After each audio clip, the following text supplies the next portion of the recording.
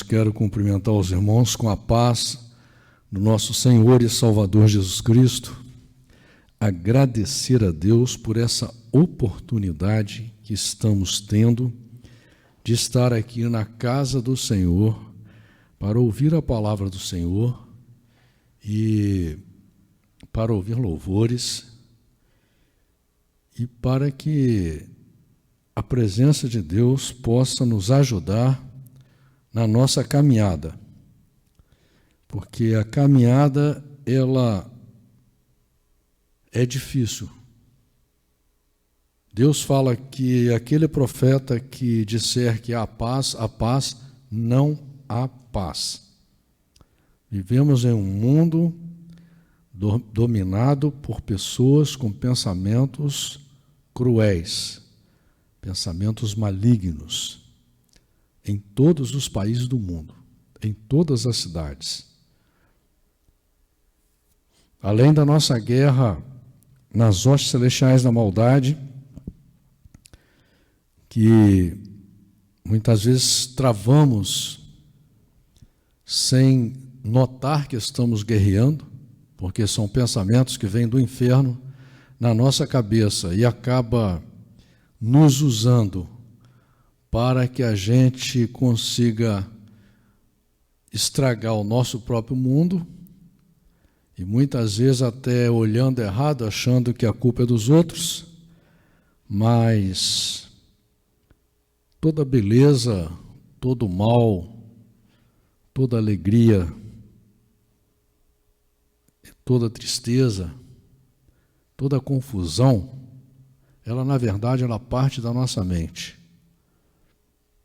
Porque aquele que crê de verdade, como o apóstolo Paulo falou, né? Para mim morrer é ganho. Por quê? Porque ele visualizava o futuro real. Ele acreditava na ressurreição e na vida eterna.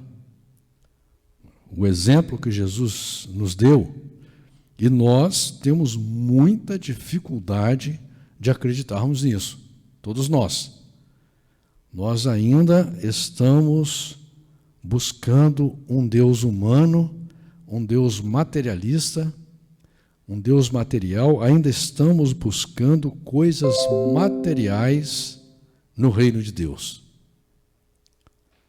Embora a gente tenha prova concreta de que o projeto da Terra é um projeto falido, mas nós estamos ainda buscando o projeto do homem.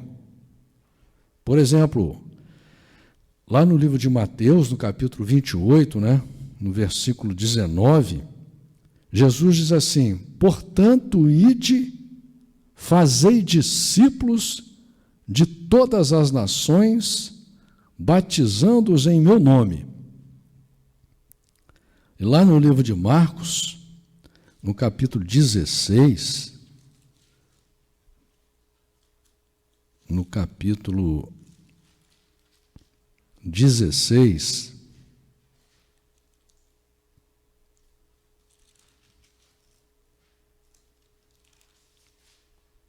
Jesus também diz assim: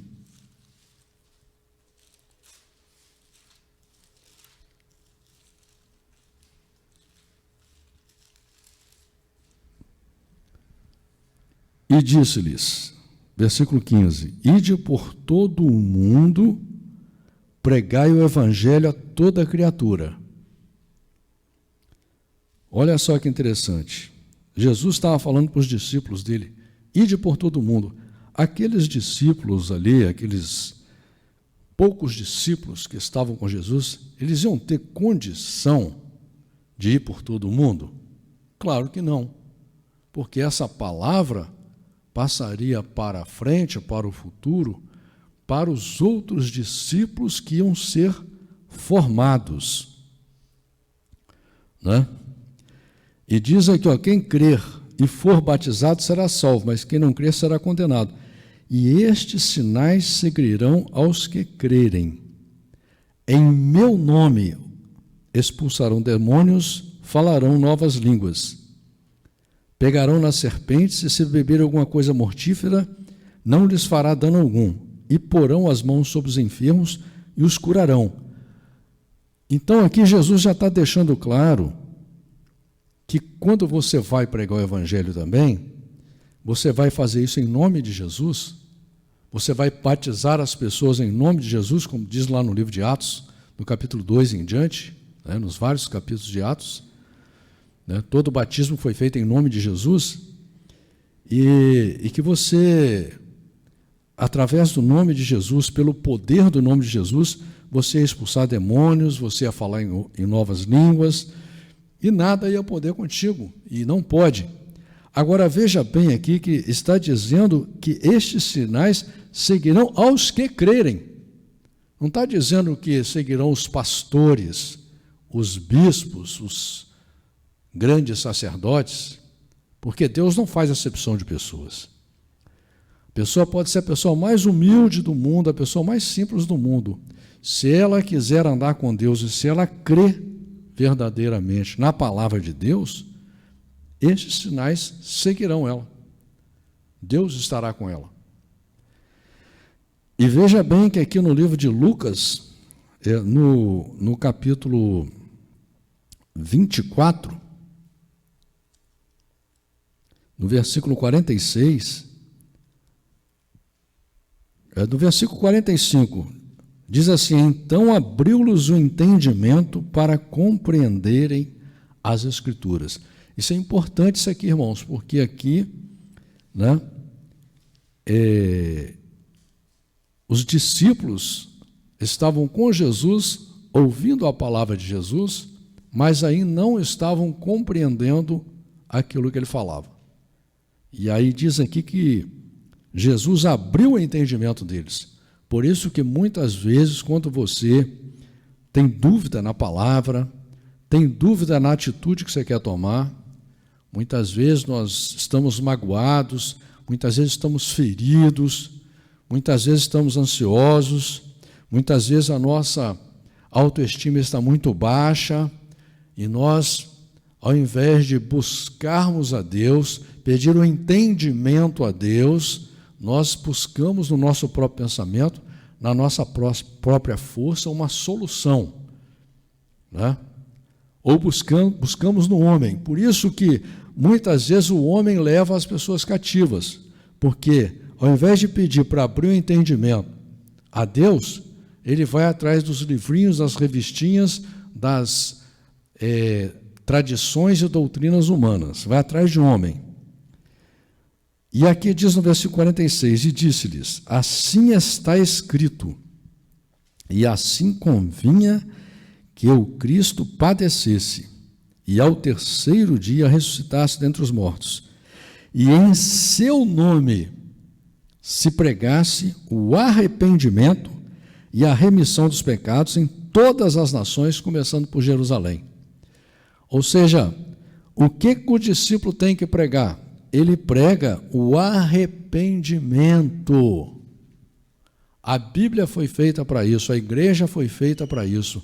A igreja foi feita para confrontar você, a Bíblia foi feita para confrontar você com as suas fraquezas, com o seu lado animal, né, com o seu lado que perde o controle, com o seu lado que muitas vezes não sabe amar, né? Com o seu lado que às vezes não sabe ser humilde, é sempre arrogante, e a Bíblia e a igreja vem para confrontar você, para você se arrepender, se tornar uma pessoa melhor, né? E você ganhar o perdão de Deus dos seus pecados. E veja bem, irmãos, que aqui eu estou lendo isso aqui para mostrar para você que a igreja que está formada nos tempos modernos, ela perdeu a característica pela qual Deus fundou a igreja. Deus fundou a igreja para ela ser uma formadora de discípulos, não uma formadora de servos, de escravos, que ficarão sentados em um banco de uma igreja, se dizendo membros de uma igreja, e passando a vida sustentando pessoas que tomam o altar, né? Pessoas que tomam o altar, assim como, por exemplo, a Assembleia de Deus, que é uma igreja centenária, tomaram o altar da Assembleia de Deus, vai acabar com a igreja, né? O coitadinho do fiel está lá, né? Escravizado, não pode subir no altar, não pode falar no microfone, tem que se sujeitar a tudo, entendeu? Mas se ele for valente, se ele for um servo de Deus mesmo também, a mesma Bíblia que o pastor dele tem, ele tem. Então, ele tem que confrontar. Não importa a igreja que você está. A igreja só fora da Bíblia, você tem que confrontar. Porque Deus te chama para ser discípulo. Deus não te chama para ser escravo nem servo de ninguém. Nem ficar preso a pensamento nenhum do homem, nem para seguir nenhum homem, né? Hoje, com a modernidade,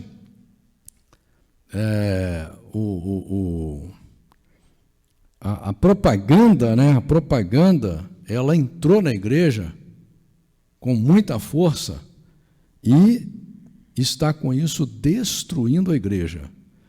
Mas Jesus já tinha falado sobre isso, né? O povo gosta de ouvir palavras bonitas, palavras afáveis, entendeu? E a igreja, nem a pregação, foi feita para te agradar, né? Principalmente ao tolo, não é para agradar o tolo, mas é agradar o sábio, porque o sábio, quando ele é confrontado, ele fala: olha, graças a Deus, eu fui confrontado, eu não estava enxergando, agora estou enxergando, porque nós somos chamados para enxergar, não é para ser nem caolho, nem para ser cego. Quando Deus te dá uma Bíblia, Deus já está dizendo para você: meu filho, eu quero que você enxergue o mundo à sua volta, enxergue a realidade do mundo. É nessa realidade que você vive. O projeto da terra é assim, o homem é assim. Se você quiser um rei humano, vai acontecer isso, isso e isso. Se você seguir por esse caminho, vai acontecer isso, isso e isso. É a realidade. Pega na matemática, observa a vida dos outros, observa os acontecimentos atuais, os antigos, observa o que você já passou, o que você já viveu, que aquilo tudo é realidade, aquilo que você viveu é realidade, né? E veja na matemática o que dá certo. O que se encaixa de teoria, de palavra do homem, que se encaixa para a sua realidade. Porque Deus não chama ninguém para viver de ilusão, irmãos. O reino de Deus é real. Tanto que Jesus declara aqui, que ele foi morto para se cumprir o que estava escrito, para se cumprir o que estava escrito na Bíblia, nesse livro que ninguém dá valor a ele. Esse livro pelo qual Jesus morreu, Jesus se sujeitou a sofrer terrivelmente, a ver a sua família que ele amava sofrer, os seus discípulos, seus amigos sofrerem terrivelmente, mas ele se sujeitou para dizer que o que está escrito nessa Bíblia é o que valia para ele. E por causa do que estava escrito, ele se sujeitou até à morte. E aí você ganha uma Bíblia na sua língua e para você não tem valor nenhum. Você prefere ficar andando de conversa de homem, conversa mentirosa, conversa fiada. Estamos lendo o livro de Êxodo, no capítulo 26, que tem um relato muito interessante, né? Do projeto que Deus faz para Moisés, lá no monte. Com certeza Deus deve ter feito até uma maquete para mostrar para ele, né? E detalhada, e aqui nós vemos o detalhamento, o tanto que Deus é detalhista, o tanto que Deus se importa e que gosta das coisas bem feitas, né? E diz no versículo 26 assim, no capítulo 26, versículo 1: e o tabernáculo fará de 10 cortinas de linho fino torcido e azul, púrpura e carmesim. Com querubins as farás de obra esmerada. O comprimento de uma cortina será de 28 côvados e a largura de uma cortina de 4 côvados. Todas essas cortinas serão de uma medida. 5 cortinas se enlaçarão uma à outra, e as outras 5 cortinas se enlaçarão uma com a outra. e farás laçadas de azul na orla de uma cortina, na extremidade e na juntura. Assim também farás na orla da extremidade da outra cortina, na segunda juntura. 50 laçadas fará numa cortina, e outras 50 laçadas farás na extremidade da cortina que está na segunda juntura. As laçadas estarão presas uma com a outra. Farás também 50 colchetes de ouro e ajuntarás com esses colchetes as cortinas, uma com a outra, e será um tabernáculo. Farás também cortinas de pelos de cabras para servirem de tendas sobre o tabernáculo.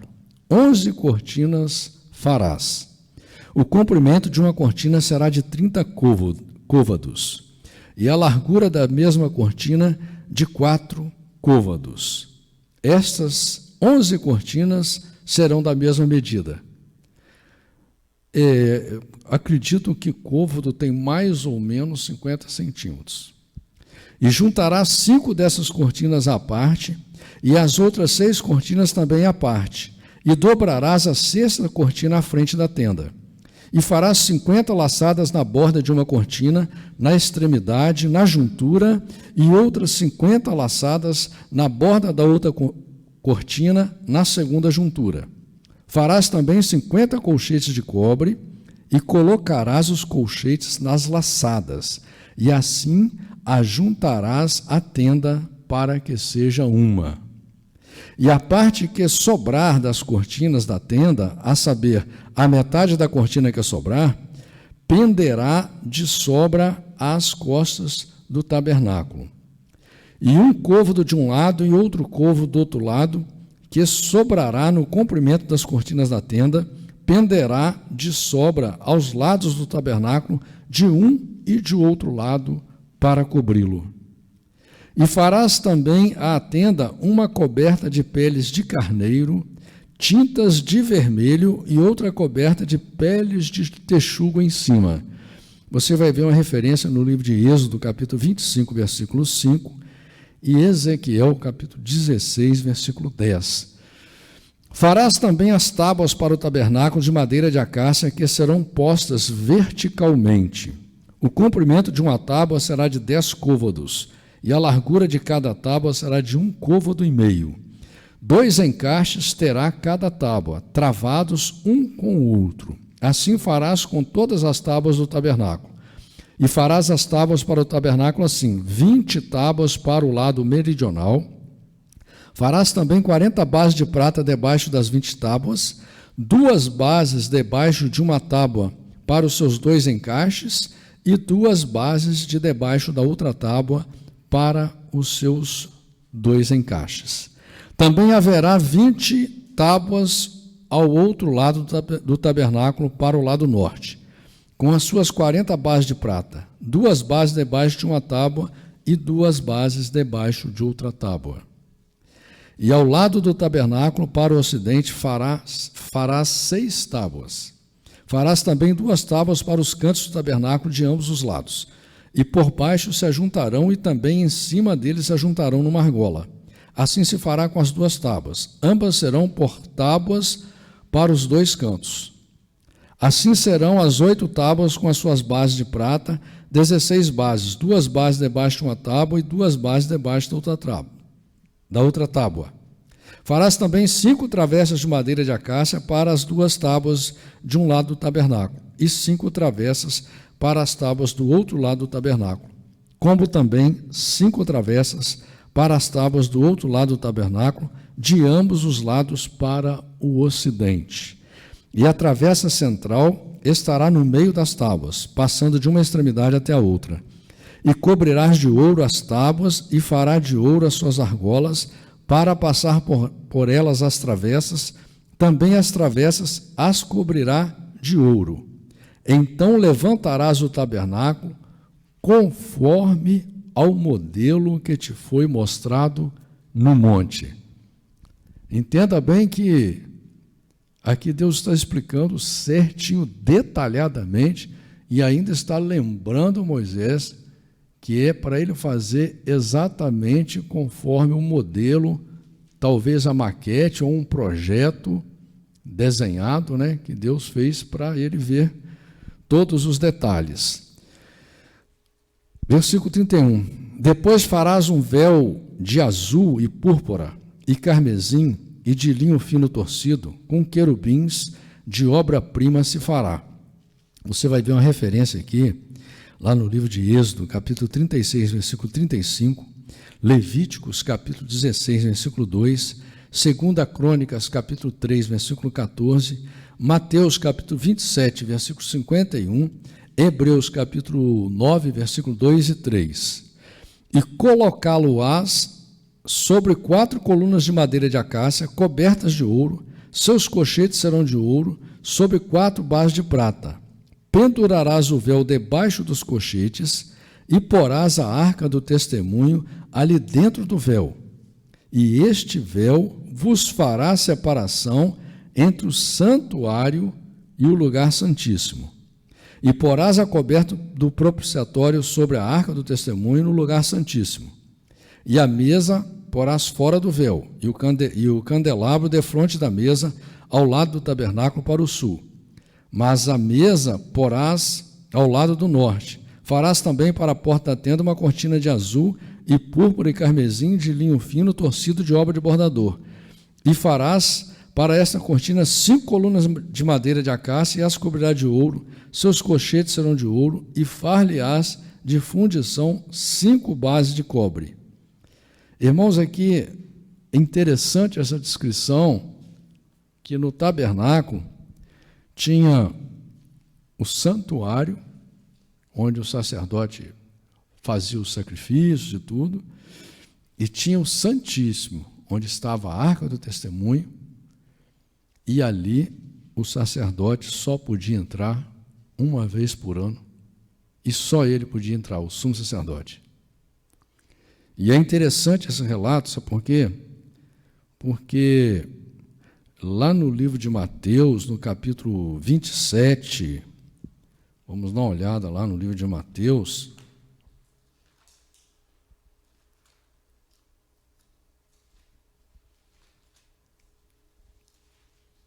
O livro de Mateus, capítulo 27, versículo 51. No versículo 50 diz assim: Jesus, clamando outra vez com grande voz, rendeu o espírito. E eis que o véu do templo se rasgou em 2, de alto a baixo, e tremeu a terra, e fenderam-se as pedras. Olha que interessante, irmãos. Quando Jesus morre, por que esse véu é rasgado? Porque agora, através de Jesus, através da palavra de Jesus, através da misericórdia de Jesus, qualquer um de nós, do menor ao mais simples, ao mais fraco, ao mais pobre, até o maior, tem o direito de entrar na presença de Deus, em qualquer lugar que a pessoa estiver. Isso é uma diferença muito importante, irmãos, porque aqui nós estamos vendo que naquele tempo era muito difícil o homem falar com Deus. A pessoa tinha que ter uma vida muito dedicada a Deus, para que Deus ouvisse ele, para que ele pudesse ouvir a Deus. Hoje, qualquer pessoa, em qualquer lugar do mundo, que abrir o seu coração de verdade, que desejar ter um encontro com Deus, Deus vai ter um encontro com essa pessoa. É importante você entender isso.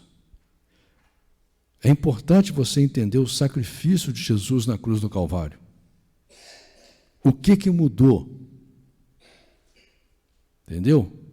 Porque muitas pessoas são chamadas por Deus, Deus tem um projeto para ela maravilhoso, Deus tem um plano para ela, Deus dá uma Bíblia para ela, e ela anda como mendigo a vida inteira, fica como barata tonta, andando atrás de gente, andando atrás do seu próprio pensamento, das suas fraquezas, das suas ilusões, do seu materialismo, dos seus egoísmos, das suas arrogâncias, olhando o mundo com um olhar mau, com um olhar errado, não entendem o projeto de Deus, o quanto é sofisticado o projeto de Deus, o quanto é maravilhoso. É só a gente olhar a realidade. No meio de trilhões de seres nessa terra, nós, seres humanos pequenos e fracos aqui, somos o único animal que tem aqui na terra que raciocina. Será que isso não te faz parar para pensar? Será que você não consegue olhar para a matemática, para a realidade da vida e entender que a única saída que você tem real é aceitar o projeto de Deus, o projeto de ressurreição de vida eterna, esse projeto que está escrito aqui, e você se esforçar para lutar por ele, lutar, inclusive Jesus fala, você tem que lutar contra tudo. Você tem que lutar contra tudo. Porque, infelizmente, nesse mundo cruel, quando você era criancinha lá, que você não sabia nada de nada, a sociedade já veio tentando acabar com você, só botando pensamento ridículo em você. Só pensamento fora da realidade.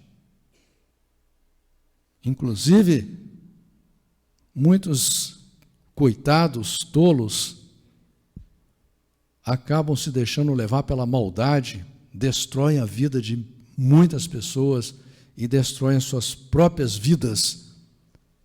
É fácil fazer a conta, irmãos. Os Estados Unidos é o país mais rico do mundo. Nesse momento tem mais de 2 milhões de pessoas, 2 milhões de americanos na cadeia. Você acha que cadeia é lugar lindo, lugar de gente, lugar bom? E por que esses coitadinhos estão lá? Foram enganados por essa engrenagem da sociedade, se deixaram enganar pelo seu próprio pensamento, não aceitaram o projeto de Deus, porque Deus dá a oportunidade a todos, e estão pagando um preço caríssimo, porque o tempo não volta. Tempo perdido, meu irmão, é perdido. Entendeu? Tempo não volta.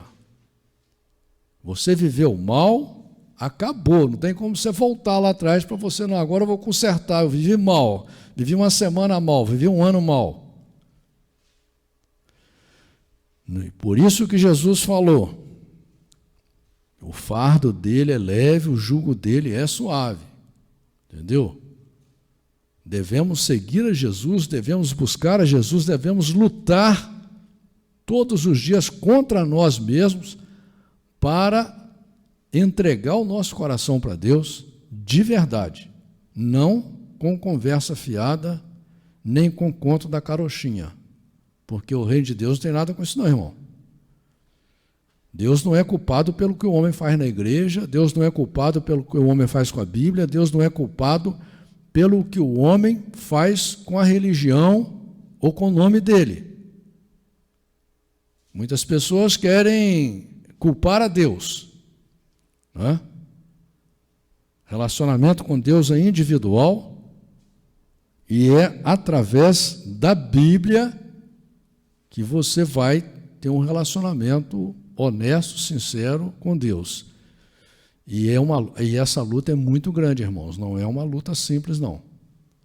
É muito difícil, você tem que procurar enxergar mesmo a sua volta, de preferência enxergar as suas atitudes para ver no dia a dia o que você precisa de mudar.